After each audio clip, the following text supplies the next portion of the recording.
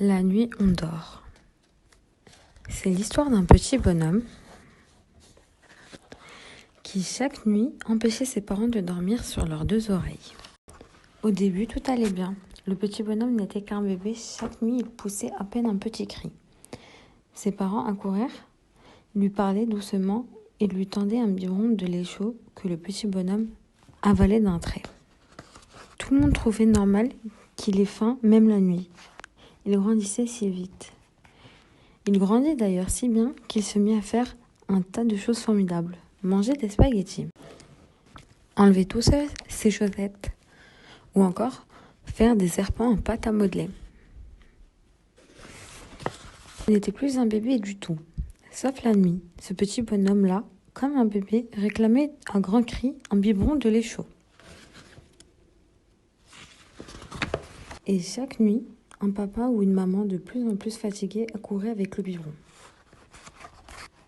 Ils accouraient depuis si longtemps.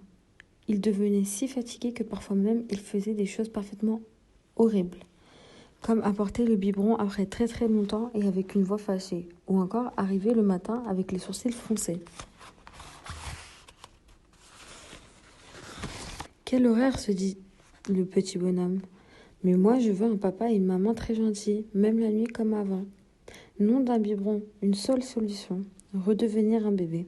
Et la nuit suivante, il pleura encore plus fort. Mais cette fois-là, allez savoir pourquoi une chose étonnante se passa.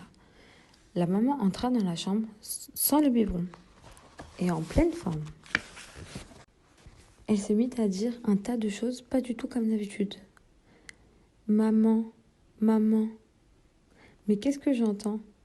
Une chèvre? Un chat? C'est très bien ça.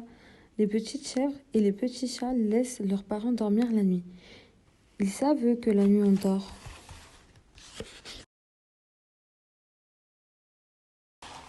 Elle dit cela et se pencha au-dessus du lit de son petit bonhomme. Remontant la couette jusqu'à ses épaules, elle ajouta « Bonne nuit mon petit bonhomme, là je suis fatiguée, je vais dormir jusqu'à demain, parce que la nuit, on dort. » Et elle déposa sur sa joue un gros bisou qui claque. Autre chose étonnante arriva soudain. Le petit bonhomme se rappela qu'il était grand et qu'il pouvait faire un tas de choses formidables, comme dire à sa maman « Tu me donnes mon housse nounou, Léla sur le fauteuil. » Tout noir sur le fauteuil? Ah, mais tu as raison, dit la maman. Quel grand garçon. Le petit bonhomme cala son ours nounou tout doux dans son cou, ferma les yeux et s'endormit jusqu'au matin. Depuis ce jour, dans cette maison, chaque nuit, dormaient paisiblement un papa, une maman et leur petit grand bonhomme. Et chaque matin, tous les trois en pleine forme, commencent leur journée avec un délicieux bol de lait chaud, tous les trois.